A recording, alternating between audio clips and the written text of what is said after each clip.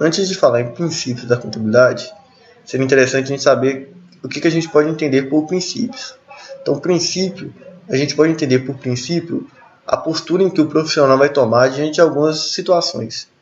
Então, brevemente, eu vou estar falando sobre 7 princípios da contabilidade, que eu particularmente considero os 7 mais importantes.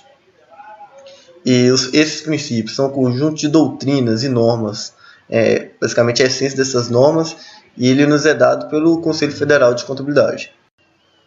A contabilidade ela tem como objeto de estudo o patrimônio, seja ele da pessoa física ou da pessoa jurídica.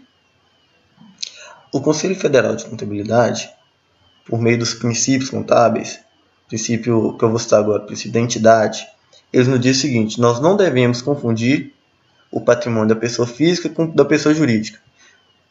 Essas duas pessoas têm que ter autonomia sobre seus patrimônios. Então você nunca, em hipótese nenhuma, pode confundir o patrimônio que é da empresa com o seu patrimônio pessoal. Então um exemplo clássico do princípio da entidade vamos supor, Zezinho é dono de uma padaria.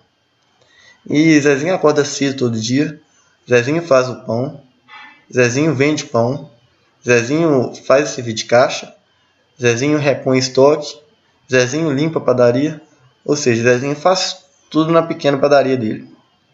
É muito comum em empresas como a de Zezinho, a pessoa pegar o dinheiro do caixa da empresa, pagar aluguel, comprar roupa, comprar calçado, dar presente para a esposa, ou seja, não ter aquela separação de dinheiro da empresa com o dinheiro dele.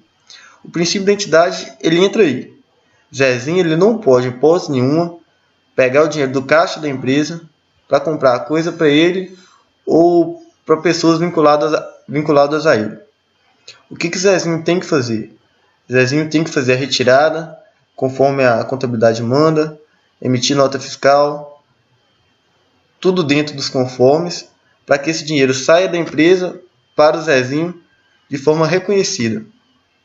Da mesma forma, Zezinho não pode pegar o dinheiro dele e fazer reposição de estoque para a empresa.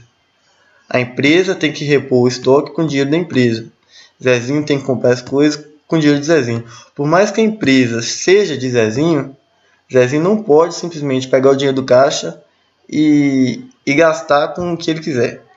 O dinheiro da empresa é gasto com a empresa, o dinheiro de Zezinho é gasto de Zezinho. O segundo princípio é o princípio da continuidade. Esse princípio ele é bem simples. Ele apenas pressupõe, ele considera que a empresa vai durar para sempre. Ou seja, você abre uma empresa, você espera obter dela lucro, e você não abre uma empresa pensando em seu fechamento. Você abre uma empresa pensando em crescer, progredir, expandir. Então, vou te dar um exemplo bem bacana. Agora, o princípio da oportunidade. O princípio da oportunidade, pelo menos eu confundia muito com o princípio da competência. Até hoje, às vezes, eu confundo. Mas o princípio da oportunidade, fica bem atento. Atento ao nome. Oportunidade. Você vai registrar na primeira oportunidade que você tiver. Vamos supor, você trabalha no escritório contábil terceirizado. Aí você presta serviço para uma loja de calçados. Essa loja ela repôs o estoque com 100 calçados novos. Ela tem a notinha lá, ela repôs no dia 13 do 11. Só que você só recebeu esse documento dia 13 de dezembro. O que você faz? Você vai registrar dia 13 de dezembro com data de 13 do 11. Você registrou dia 13 de dezembro porque foi a primeira oportunidade. Então você registra na primeira oportunidade, quando você tiver com documentos em mãos. Então esse é o princípio da oportunidade. Ele deve ser sempre registrado. Na primeira oportunidade que você tiver, você efetua o registro.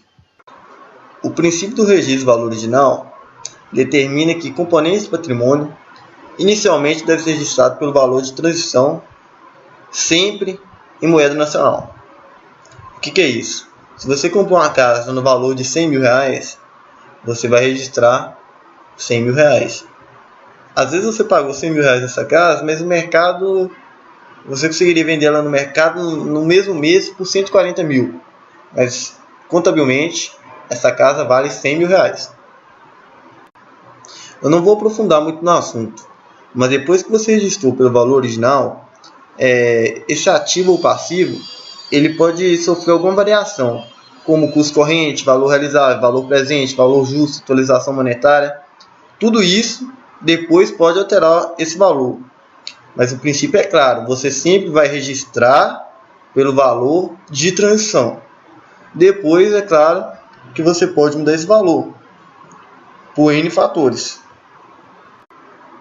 Então, o princípio da competência. O princípio da competência, basicamente, ele te diz que você tem que reconhecer receita e despesa no momento que ela ocorre, independente de ter recebido ou pago ela. Vamos supor, a água. Quando chega a conta de água, você reconhece a despesa no momento que você recebe a conta. E vamos supor que você não vai efetuar o pagamento, mas você vai provisioná-lo. A mesma coisa acontece com a receita. Você faz uma prestação de serviço, você não recebeu, o mais que você não recebeu, você vai pôr em duplicados a receber, a longo ou a curto prazo. Aconteceu, gerou receita, gerou despesa, independente do recebimento ou pagamento, você vai reconhecer. O último princípio é o princípio da prudência. O princípio da prudência, assim como todos os outros, ele é muito importante. Por quê?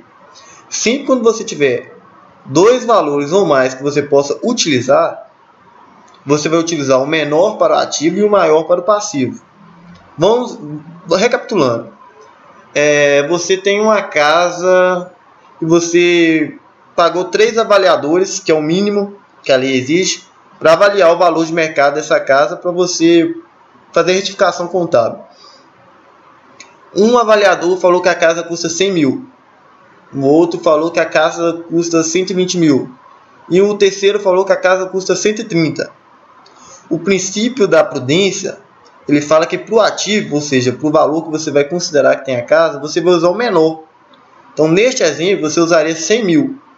Você alteraria o seu ativo para 100 mil reais. Por mais que você possa vender ela por 130, você vai utilizar o valor de 100 mil.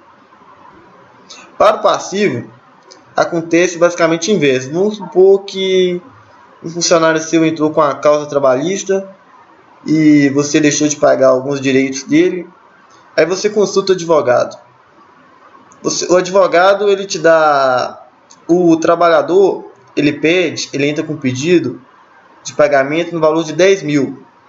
Só que o seu advogado, ele te diz, vamos supor, ele pode conseguir ganhar 15. O princípio da prudência, para o passivo, você vai utilizar o maior valor. Por que para o passivo você utiliza o maior, para o ativo você utiliza o menor? Porque o próprio nome diz, ser prudente. Você pode receber menos, como pode pagar mais.